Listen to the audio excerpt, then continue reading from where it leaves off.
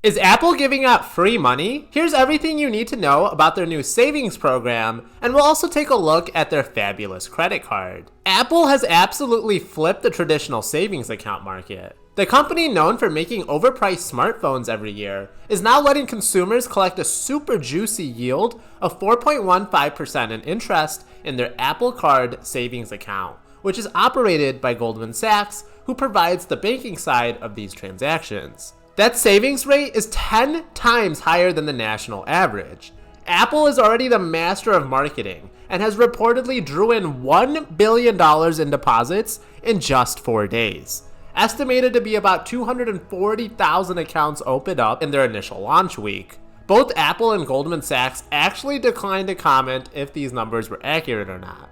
Now, Apple's card savings accounts are backed by the FDIC for up to $250,000. Meaning if the world somehow flipped upside down and Apple went broke, the government will bail them out up to $250,000. In fact, Apple, they don't even want you to test this because they have a max $250K balance limit. But the fact of having more than $250,000, that's probably a first world problem that you probably don't have just yet. Now, in order to actually be eligible for this account, you must be an Apple Card holder. Perks of this account, in addition to the juicy 4.15% interest rate, is that there's actually no annual fees and there is no minimum balance requirements. Let's take a look at what the Apple credit card entails. Apple gives 3% cash back at Apple stores and also at select merchants when Apple Pay is used. This includes at Ace Hardware, T-Mobile, Nike, Uber Eats, Uber, Walgreens, Panera, and ExxonMobil.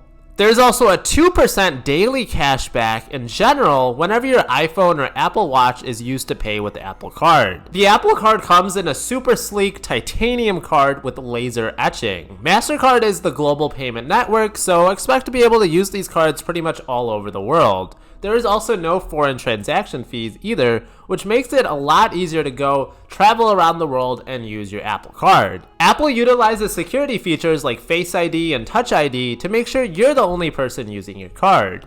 The Apple Card also allows you to buy Apple products like the MacBook, iPhone, iPad, Apple Watch interest-free on a monthly installment plan and get 3% cash back while doing it. This is perfect for those who already want to buy an Apple product and now are getting a discount. Apple's cash back is a little unique in that you actually get the cash back on transactions right away. You don't need to wait until you hit a minimum and cash out like basically every other card out there. Remember, you only get access to the high yield savings account if you are an Apple Card holder.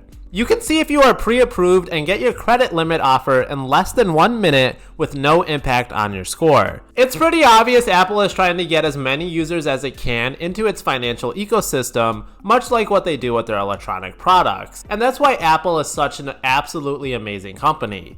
They are the largest by market cap in the world for a very good reason, well over $2 trillion. Imagine them taking a bigger pie of the banking sector. Oh man, it's not that unimaginable to think that they will one day hit $5 trillion in market cap. I'm not sure what other places you can get a near guaranteed 4.15% return. Sure, that's not as much as inflation these days, but I can sleep very well at night knowing my money is still going to be there tomorrow.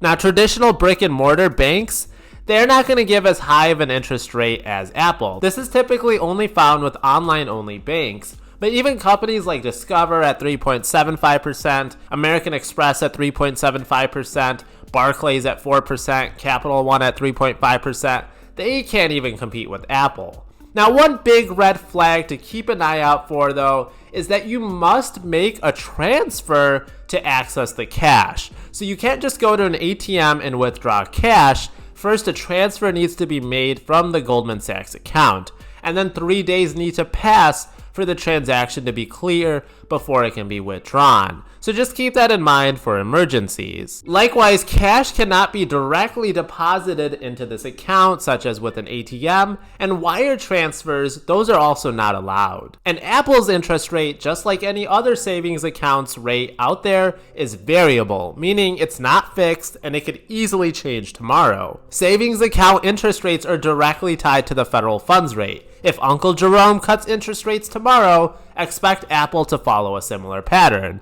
Just because Apple has over $100 billion on cash on hand on their balance sheet, that doesn't mean they're in the business of just giving away free money.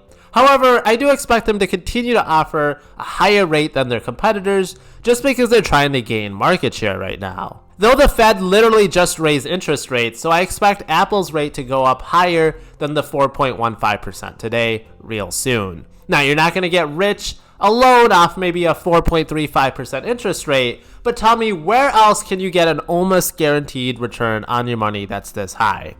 Apple's savings account is perfect for those who want a high yield, love to use technology such as Apple Pay when making transactions. They want to buy Apple products in general. They don't want any fees. Maybe they travel internationally a lot and don't want any fees there. And there's also no account minimums. Now let me know in the comments below if you're thinking about getting the Apple Card. Make sure you join the Discord below for great finance topic conversations. As always, leaving a like really helps out in the YouTube algorithm. Any questions that you have, let me know below and I'll catch you on the next one.